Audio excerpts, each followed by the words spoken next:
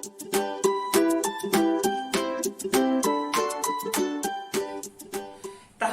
আজকে আমরা আমাদের ক্লাসে কতগুলো স্পেশাল বিক্রিয়া দেখব।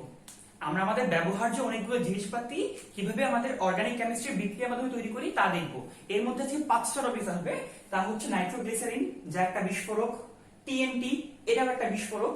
তাছাড়া আছে আমাদের পরিষ্কারকারক বা জীবাণুনাশক, ডেটল, প্যারাসিটামল। আর প্যারাসিটামল এবং অ্যাসপিরিন হচ্ছে আমাদের ওষুধ, তাই না? আমরা তো খাই। নাপা আমরা সবাই জানি, নাপা হচ্ছে একটা প্যারাসিটামল। আর আমার কাছে অ্যাসপিরিন বা ব্যথার ওষুধ। সো আজকে আমরা এই 5টাকে দেখব।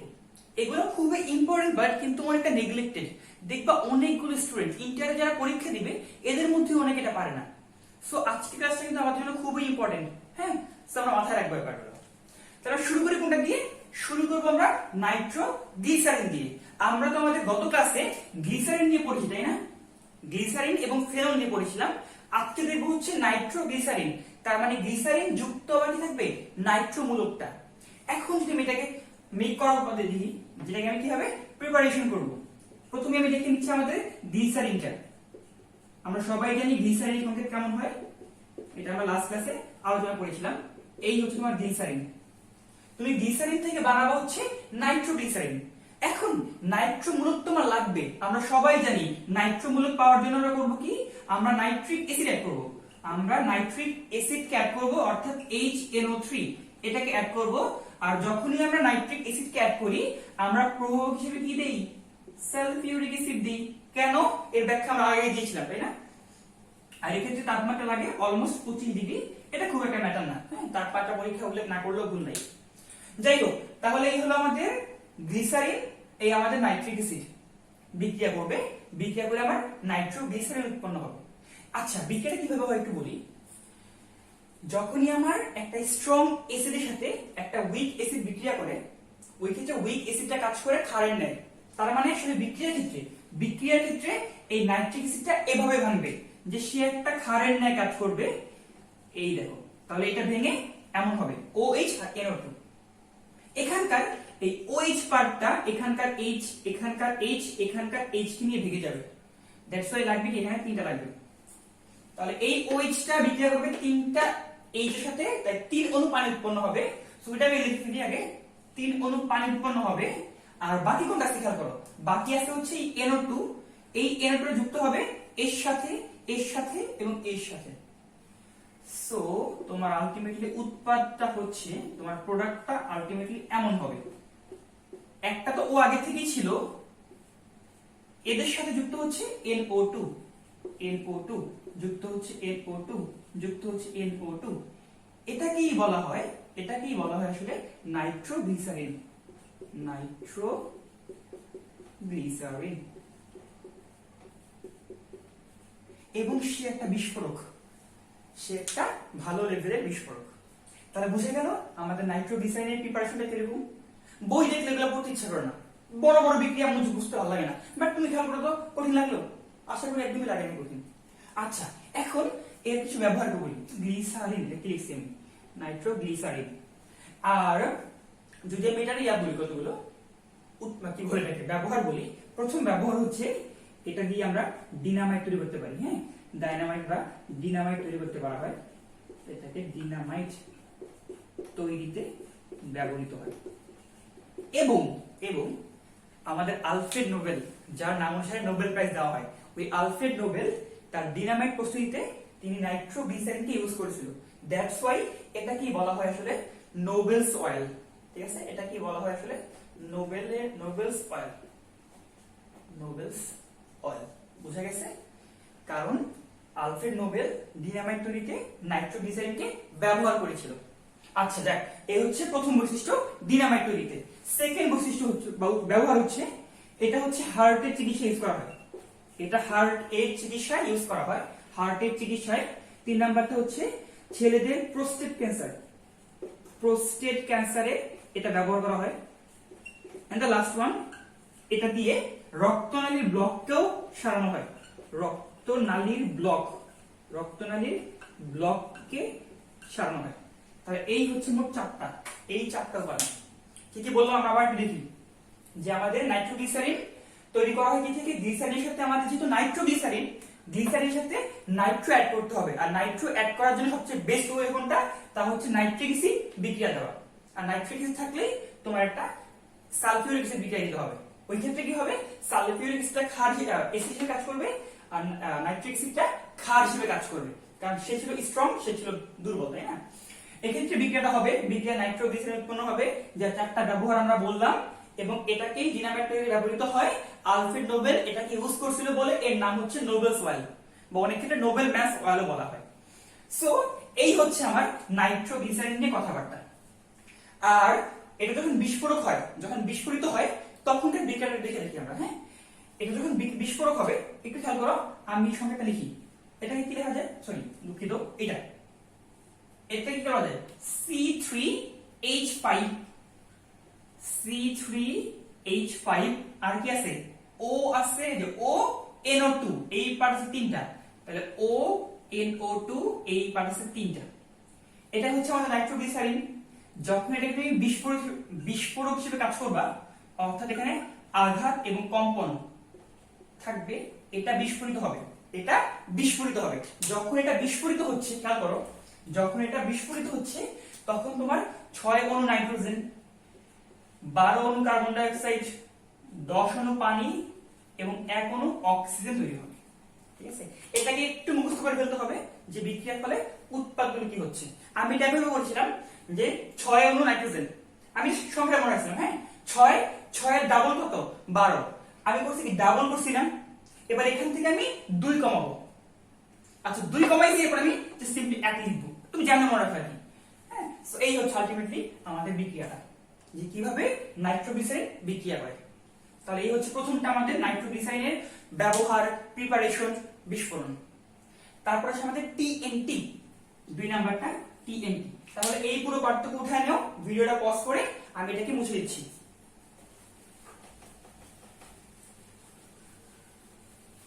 এখন আমরা দেখবো তা হচ্ছে টিএনটি, যার ফুল মিনিং হচ্ছে ট্রাই নাইট্রোটলুইন। কি বললাম, ট্রাই নাইট্রোটলুইন।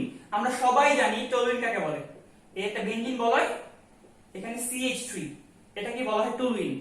ট্রাই নাইট্রো, যদি 3টা নাইট্রো মূলক যুক্ত হয়, এই একটা, 2টা, 3টা, trinitrotoluene, this is called TNT. এখন আমরা এটাকে প্রিপারেশন করব। কই থেকে বানাবো, আমরা বানাবো এটাকে, এই যে খেয়াল করো, টলুইন থেকে। আমরা টলুইন থেকে ধাপে ধাপে এর সাথে নাইট্রো মূলককে অ্যাড করব।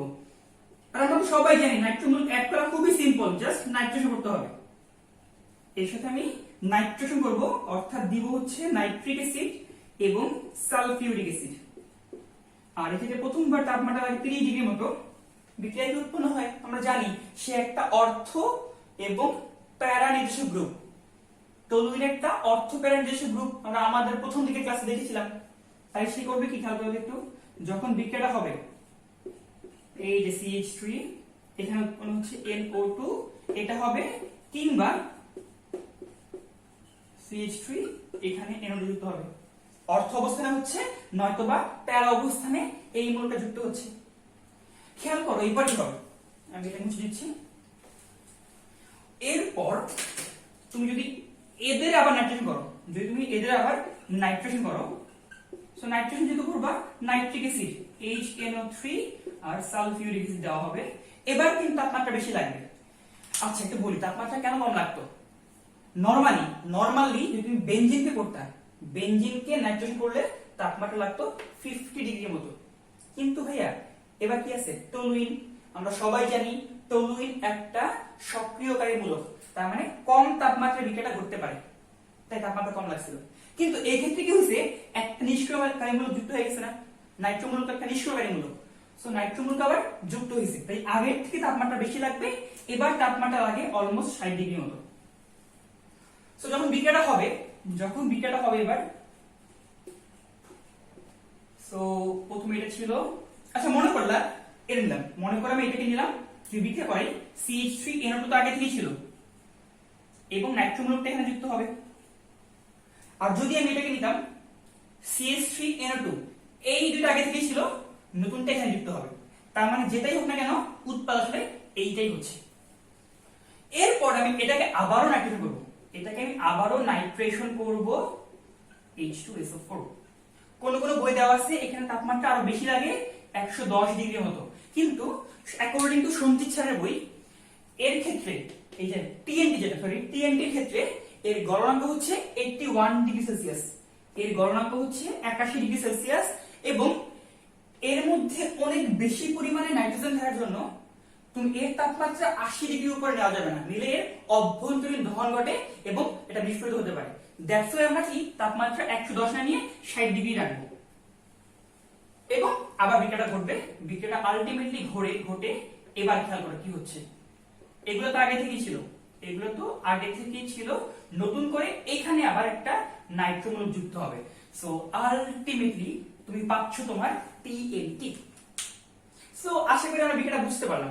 বিক্রিয়া টাফ না, জাস্ট কি হলো ধাপে ধাপে হলো, মোট 3টা ধাপ। আমরা আবার একটু বলি, আমাদের টিএনটি যার ফুল মিনিং ট্রাই নাইট্রোটলুইন, আমরা বিক্রিয়া শুরু করব কি থেকে? টলুইন থেকে। এখানে আমরা তিনটা নাইট্রোমূলক অ্যাড করব। আর নাইট্রোমূলক কই পাবো আমরা? নাইট্রোমূলক অ্যাড করার সবচেয়ে সহজ উপায় হচ্ছে নাইট্রেশন করা, অর্থাৎ নাইট্রিক অ্যাসিড ও সালফিউরিক অ্যাসিড অ্যাড করা।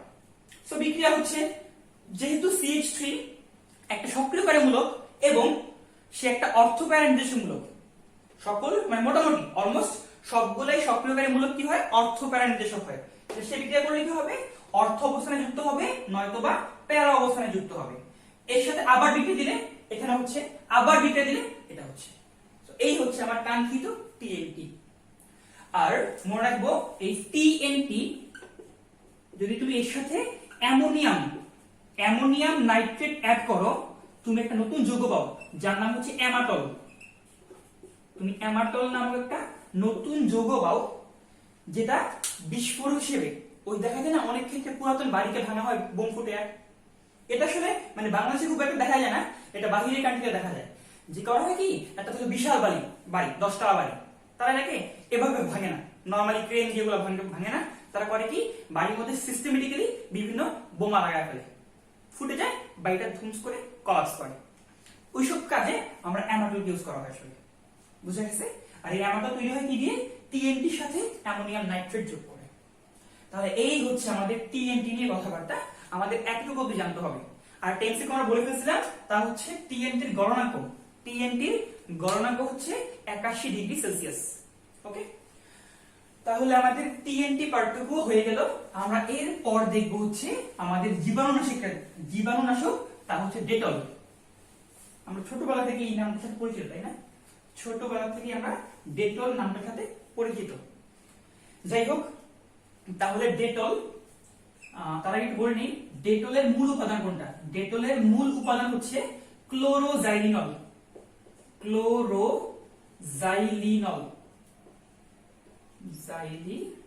এই নামটা খুব ইম্পর্টেন্ট।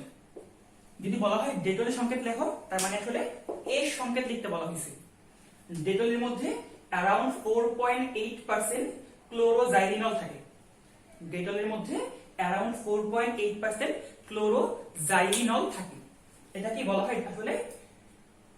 কি বলা হয়? এটা কি বলা হয়? ডেটলের মূল উপাদান। আচ্ছা, আমরা এবার দেখি তো এই নাম থেকে এই সংকেতটা বের করতে পারি কিনা। নাম থেকে সংকেতটা বের করতে পারি কিনা?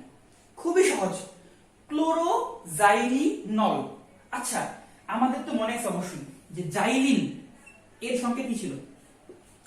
আমরা জানি যদি কোনো একটা বেঞ্জিন বলে দুইটা CH3 মূলক যুক্ত হয়, এটা কি বলা হয়? কি জাইলিন। এটা পাশাপাশি থাকলে মানে অর্থ অবস্থানে থাকলে অর্থ, মেটা হলে মেটাজাইলিন, প্যারা হলে প্যারাজাইলিন। এটা হচ্ছে কোন অবস্থানে? খেয়াল করো, তুমি এটাকে 1 ধরলে এটা 2, এটা 3, মানে দূর একটা গ্যাপ আছে, তাই না? এটাকে বলা হয় মধ্যবর্তী, দ্যাট মিন্স মেটাজাইলিন। যাক, ওইটা ম্যাটার না। দুইটা মিথাইল মূলক যুক্ত হলে এটা কি বলা হয় আসলে? জাইলিন। এখন খেয়াল করো, জাইলিন ছিল না, জাইলিন নল, তার মানে অ্যালকোহল আছে, এই এখানে একটা অ্যালকোহল হবে। আবার কি বলছে দেখো, ক্লোরো, তার মানে এখানে ক্লোরো আছে। ইহাই হচ্ছে তোমার ডেটলের সংকেত। পরীক্ষা এটা কিন্তু আসতেই পারে, বিশেষ করে ভর্তি পরীক্ষায়, যে বলে ডেটলের সংকেত লিখো। এইটা সিম্পল, তোমার জাস্ট কাজ হচ্ছে এই নামটাকে মনে রাখা। ক্লোরোজাইলিনল। জাইলিন মানে দুইটা CH3, জাইলিনল অল থাকা মানে অ্যালকোহল, আর ক্লোরো মানে তো ক্লোরিন। বুঝা গেছে? এই হচ্ছে তোমার ডেটলের সংকেত। এখন আমরা আসি ডেটলের প্রিপারেশন। আমরা মনে রাখবো ডেটলকে তৈরি করতে হলে তুমি শুরু করবা কার দিয়ে? তুমি শুরু করবা 3,5 ডাইমিথাইল, 3,5 ডাইমিথাইল সাইক্লোহেক্সিনোন থেকে, সাইক্লোহেক্সিনোন থেকে, হেক্সিনোন থেকে। এটা হচ্ছে ডেটল থেকে একদম কাঁচা মাল বলতে পারো। আমরা এখান থেকে বিক্রিয়া করে করে এটা বানাবো। কি বললাম? 3,5 ডাইমিথাইল সাইক্লোহেক্সিনোন। নাম দেখে তো ভাই এত বড় নাম, এটা কেন মনে রাখবো? খুবই সহজ, খেয়াল করো। নামটা আমি প্রথম ভাবছিলাম না, আমি নিজেও ভাবে গেছি এত বড় নাম, এটা থেকে আমি সংকেত কেন বের করবো বা কিভাবে কি করবো। বাট আমি একটা টেকনিক শিখাচ্ছি, খেয়াল করো, খুবই সহজ। আচ্ছা আমরা আগে আসি, খেয়াল করো, আগে আসি সাইক্লোহেক্সিন আসি। আচ্ছা হেক্সেন বাদ দাও, সাইক্লোহেক্সেন তো বুঝবে না, তাই না? সাইক্লোহেক্সেন, হেক্সেন মানে কয়টা কার্বন থাকবে? 6টা না? সাইক্লোপেন্টেন বললে 5টা, হেক্সেন বললে 6টা, হেপটেন বললে 7টা কার্বন। তাহলে আমরা আগে আসি সাইক্লোহেক্সেনে। খেয়াল করো, এটাই কি আসলে সাইক্লোহেক্সেন না? মোট 6টা কোণা মানে 6টা কার্বন। সাইক্লোহেক্সেন গোল দিলে তো বেঞ্জিন হবে, এটা খুলে ফেললে সাইক্লোহেক্সেন। কিন্তু ভাই কি ছিল? সাইক্লোহেক্সিন ছিল। আচ্ছা একটা বন্ড দিলাম ডাবল বন্ড, নাম কি হয়ে গেল? সাইক্লোহেক্সিন। কিন্তু সাইক্লোহেক্সিন তো না, সাইক্লোহেক্সিনোন। ওন থাকা মানে কি আসলে? কিটোন না? তাহলে একটা আমি কিটোন অ্যাড করে দিই, এই তো। এবার কি হলো? সাইক্লোহেক্সিনোন। আর কি আছে? 3,5 ডাইমিথাইল। এটাকে এক ধরলে 2, 3, 4, 5। এই 3 আর 5 থাকবে তোমার ডাইমিথাইল। এবার খেয়াল করে তুমি বুঝতেই পারছো এর নাম হচ্ছে কি? 3,5 ডাইমিথাইল সাইক্লোহেক্সিনোন। বুঝা গেছে? এখন আমি এর সাথে বিক্রিয়া দেব, একটু খেয়াল করো। আমি এর সাথে একটু বড় করে লিখি, আমরা প্যালাডিয়াম লিগেন্ড কমপ্লেক্স। এটা কি তোমার জানতে হবে না, হ্যাঁ এটা বেশ কমপ্লেক্স যৌগ। যাই হোক, প্যালাডিয়াম লিগেন্ড, আমি কি লিখতেছি? প্যালাডিয়াম লিগেন্ড কমপ্লেক্স যৌগের বিক্রিয়া দেওয়া দিলে এটা আসলে অ্যারোমেটিক হয়ে যাবে, এই যৌগটা অ্যারোমেটিক হয়ে যাবে। তার মানে এই শেপটা এমন হবে, এখানেও CH3, এখানেও CH3, অ্যারোমেটিক হয়ে গেল, উপরে থাকবে অ্যালকোহল। আমার কাজ বুঝতে পারছো? অলমোস্ট শেষ। কিন্তু এটা বাকি আছে কোনটা? ক্লোরিন অ্যাড করা। আর বলো বেনজিন বলে ক্লোরিন অ্যাড করতে কি হবে? ক্লোরিনেশন পদ্ধতিতে। আর ক্লোরিনেশনের জন্য তুমি ক্লোরিন নিবা আর হ্যালোজেন বাহক আয়রন নিলে হয়ে যাবে, কাজ শেষ। এই তো, এই হচ্ছে তোমার ক্লোরোজাইলিনল অর্থাৎ ডেটল। এই যে এখানে ক্লোরিন অ্যাড হয়ে গেছে, বাকি আছে CH3। দেখছো আমরা একটু সিস্টেমেটিক্যালি পড়লে কিন্তু কত টাফ টাফ নাম। দেখো এই নামগুলো দেখতে তো দাঁত ভেঙে যায়, উচ্চারণ করা যায় না। বাট দেখো আমরা কিন্তু একটু যদি কেয়ারফুল থাকি, একটু মাথা খাটাই, আমরা সুন্দর মতো এই যে লেভেল বের করে ফেললাম। বুঝা গেছে? আশা করি তুমি এভাবে পড়লে একদম পরীক্ষা অবধি ভুলবা না। পরীক্ষার পরে ভুলে যাও সমস্যা নেই, কিন্তু পরীক্ষা অবধি ভুলবা না। ওকে, তাহলে আমরা এখন ডেটলটাকেও পড়ে ফেললাম। ভিডিওটা পজ করে একটু ভালো করে ডিভাইস দিয়ে নাও। তারপর আমরা দেখবো হচ্ছে প্যারাসিটামল। তাহলে আমরা এতক্ষণ ডেটল নিয়ে কথা বললাম, আমরা এখন দেখবো হচ্ছে প্যারাসিটামল ও অ্যাসপিরিন। প্যারাসিটামল ও অ্যাসপিরিন। আচ্ছা এটা তো আমরা পরে বানাবো, আগে দেখে নিই এদের সংকেতটা কি। এটা আমি মনে পারি না, এবং আমি একটা নিয়ম শিখাবো, এভাবে পড়লে তুমি সারা জীবন মনে রাখতে পারবে। আই রিপিট, সারা জীবন, অনেক দিন মনে থাকবে। ওকে, খেয়াল করো প্যারাসিটামল এবং অ্যাসপিরিন। প্রথমে আমরা দেখি প্যারাসিটামল। একটু টেকনিক করে পড়তে হবে, হ্যাঁ আর কিছুই না। প্যারাসিটামল, তাহলে ভাই একটু দেখেন তো প্যারাসিটামল। প্যারাসিটামল বলো কিংবা তুমি অ্যাসপিরিন বলো, আমরা একবারই একাই, তাহলে আমাদের বুঝতে সহজ হবে। অ্যাসপিরিন দুইটা যোগের ক্ষেত্রে তুমি দেখবা কিছু কমন আছে। প্রথম কমনটা হলো বেনজিন বলয়, এখানেও থাকবে এখানেও থাকবে, একটা করে বেনজিন বলয় থাকবে।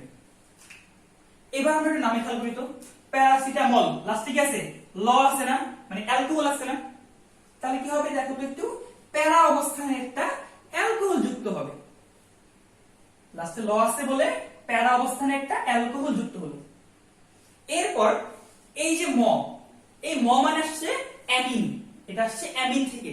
অ্যামিনের হবে কি NH2, তাহলে যুক্ত হবে আসলে NH যুক্ত হবে, আর একটা ফাঁকা থাকবে। এই ম ফর অ্যামিন, ওইখান থেকে NH টা আসছে। আর বললাম না দুই যৌগের কিছু কমন থাকবে, এই যৌগ এবং এই যৌগ দুই যৌগের মধ্যেই একটা আয়ন COCH3, এই আয়নটা কমন থাকবে, এটাই হচ্ছে তোমার প্যারাসিটামল। পরে আমরা আসি অ্যাসপিরিন। এটা সুন্দর, এখানে আসলে বলতো এরকম এ মানে কি অ্যাসিড, আই রিপিট এ মানে হচ্ছে অ্যাসিড, COOH। এবার এটা একটু ফানি, খেয়াল করো, এই যে সরেও না লিখতে থাকি ও লাগে না, এই যে ও এর মতো আসে না, তার মানে এখানে একটা অক্সিজেন যুক্ত হবে। আর দুই যৌগে কি থাকে COCH3 কমন থাকে, তাহলে তুমি এখানে COCH3 লিখে ফেলো। এই হচ্ছে তোমার অ্যাসপিরিন, এই হচ্ছে প্যারাসিটামল। তুমি কিভাবে মনে রাখতেছো এটা ম্যাডাম না, পরীক্ষা হলে পারলেই হয়েছে, তাই না? এটা হচ্ছে অ্যাসপিরিন, এটা হচ্ছে প্যারাসিটামল। আচ্ছা আমরা আবার একটু প্র্যাকটিস করি, তাহলে আমাদের আরো কমন থাকবে।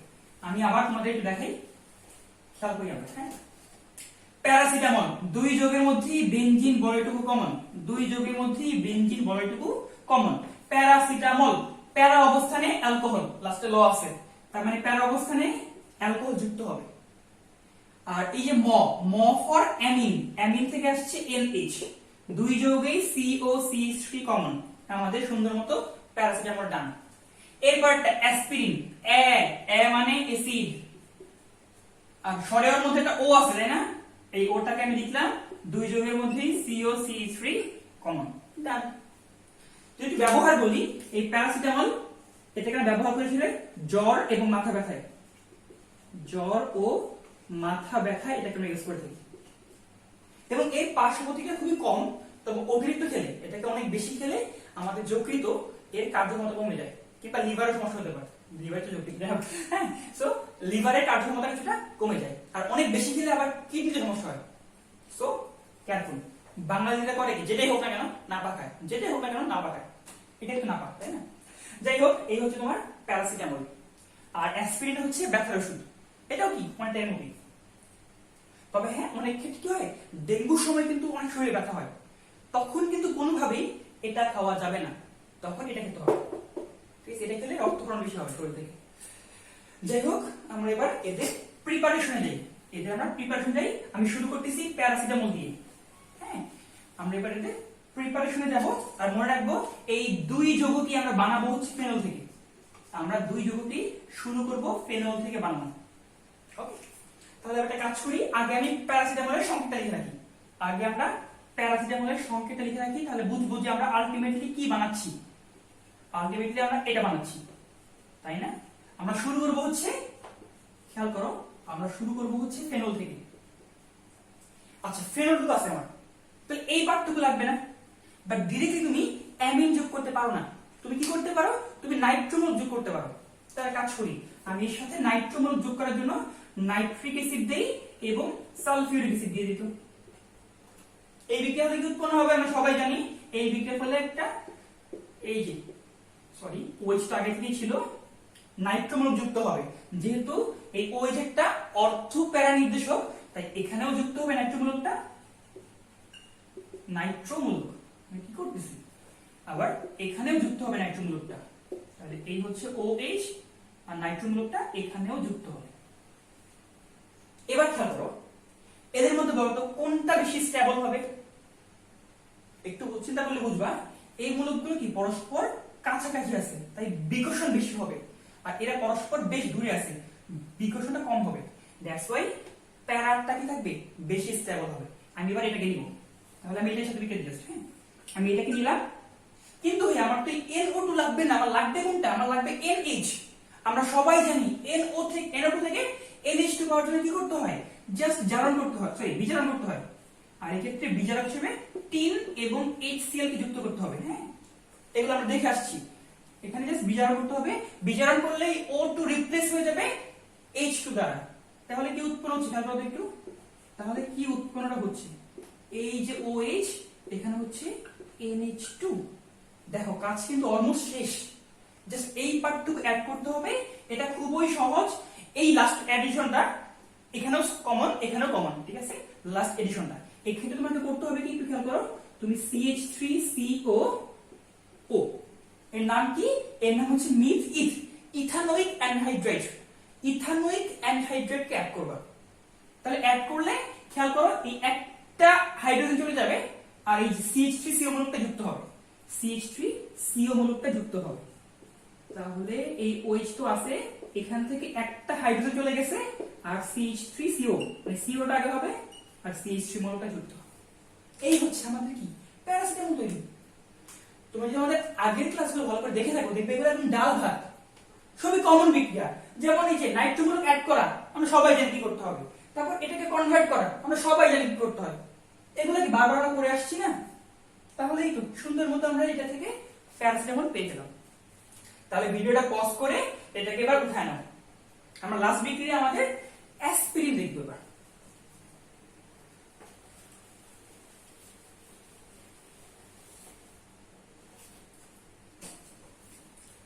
এখন আমরা দেখবো হচ্ছে আমাদের অ্যাসপিরিন প্রস্তুতি। তাহলে প্রথম কাজ হচ্ছে তুমি অ্যাসপিরিনের সংকেতটা লিখে নাও, তাহলে বুঝবো যে আমরা আলটিমেটলি কই যাচ্ছি। একটু মনে করি এ মানে হচ্ছে অ্যাসিড, এ লিখতে ও লাগে তাই না? যাই হোক, তারপরে CO CH3 তুমি আলটিমেটলি এটা বানাবা। আমরা আগে বলেছিলাম প্যারাসিটামল কিংবা অ্যাসপিরিন যেটাই বানাই না কেন আমি শুরু করব কি দিয়ে? শুরু করব আমি ফেনল দিয়ে, এই ফেনল। আচ্ছা, এখন আমার কি লাগবে? ফিন অক্সাইড লাগবে। একটু খেয়াল করো, তুমি জাস্ট করবে কি এখানে সোডিয়াম হাইড্রোক্সাইড লাগাই একটু তাপ দিবা, তাহলে তুমি সোডিয়াম ফিন অক্সাইড পেয়ে যাবে। তুমি সোডিয়াম ফিন অক্সাইড পেয়ে যাবে। তাহলে আলটিমেটলি খেয়াল করো কি হচ্ছে, এই যে এই পোরশনটুকু বসে যাবে এখানে, তাহলে ON সোডিয়াম ফিন অক্সাইড উৎপন্ন হলো। কিন্তু ভাই তোমার তো আবার COO লাগবে তাই না? এটাকে কিভাবে অ্যাড করতে পারো? এটা অ্যাড করতে তোমার COO মানে কি আসলে? কিছুই না, কার্বন ডাই অক্সাইড। এটাকে অ্যাড করতে হবে। আর এক্ষেত্রে একটু আমাদের তাপ এবং চাপটাকে মাথায় রাখবে, হ্যাঁ এটা ইম্পর্টেন্ট। এটা একটু লিখো পরীক্ষায়, সারা খুশি হবে। এই ক্ষেত্রে তাপমাত্রা লাগে 125 ডিগ্রি সেলসিয়াস আর চাপ লাগে 4 থেকে 7 ATM। এটাকে কিন্তু আমরা ভুলবো না, হ্যাঁ। তো এটুকু লাগবে। অতঃপর খেয়াল করো তাহলে কি হবে, হবেটা কি? আচ্ছা, আমরা সবাই জানি বেঞ্জিনের মধ্যে ক্ষেত্রে কি হবে, প্রত্যেকটা থেকে একটা করে হাইড্রোজেন আছে। আমি দেখাই বা না দেখাই এখানে একটা করে হাইড্রোজেন আছে, হ্যাঁ। আমি একটা কাজ করি, আমি ইচ্ছে করে একটা হাইড্রোজেনকে দেখাই। এবার বলি হবেটা কি? এই COO এখানে বসে যাবে আর এই Na লাভ দিবে, হাইড্রোজেনটা লাভ দিবে। একটু দেখো উৎপাদ দেখে তুমি বুঝবা কি হচ্ছে আসলে। এই বেঞ্জিন বলয় এই O ছিল, এই হাইড্রোজেন লাভ দিয়ে চলে আসছে, এখানে OH হয়ে গেছে। আর এখানে তোমার COO বসছে, এক হাত ফাঁকা ছিল, ওইখানে আমার এই যে সোডিয়ামটা বসে গেছে। এখন উৎপাদের মধ্যে তো সোডিয়াম নাই, সোডিয়ামকে আমার সরাতে হবে। আমরা সবাই জানি এটা কি হবে, তুমি HCl দিয়ে দাও। আমরা কি বলেছিলাম জানি, এই যে সোডিয়াম আর এই যে ক্লোরিন তারা কি ভিজে যাবে না? ব্যাপারটা হলো এরকম বলতে পারো তুমি, ওই যে ক্ষার ধাতু হ্যালোজেনকে ভালোবাসে, নিয়ে ভিজে যাচ্ছে। তাহলে সোডিয়াম ক্লোরাইড উৎপন্ন হবে, বাকি H টা এখানে বসে গেছে, বাকি H টা এখানে বসে গেল। সো উৎপন্ন কি হলো খেয়াল করো, OH আর এখানে COOH। এইটুকু যারা পড়লাম না, এটা একটা বিক্রিয়া, এটাকে বলা হয়ে থাকে কোব বিক্রিয়া। আই রিপিট, কোব বিক্রিয়া। এটাও খুবই ইম্পর্টেন্ট একটা বিক্রিয়া, এটা ভর্তি পরীক্ষা অলরেডি চলে আসছে বুয়েটে, কোব বিক্রিয়া। আর এই যে উৎপাদ এর নাম হচ্ছে salicylic acid. Salicylic acid, salicylic acid. So খেয়াল করো, আমরা পড়তেছিলাম একটা পড়তে গিয়ে আরেকটা পেয়ে গেলাম, বেনিফিট তাই না? এখন জাস্ট এই স্যালিসাইলিক অ্যাসিড থেকে তুমি একটু করে একটা অ্যাড করো, যারা বলেছিলাম আগেও কমন ছিল, তা হচ্ছে ইথানোয়িক অ্যানহাইড্রাইড অ্যাড করা, CH3CO2O। এটাকে বলা হয় ইথানোয়িক অ্যানহাইড্রাইড। দুইটা অ্যাসিড বিক্রিয়া করলে একটা অ্যানহাইড্রাইড তৈরি হয়, এখনো পানি করে দেয়।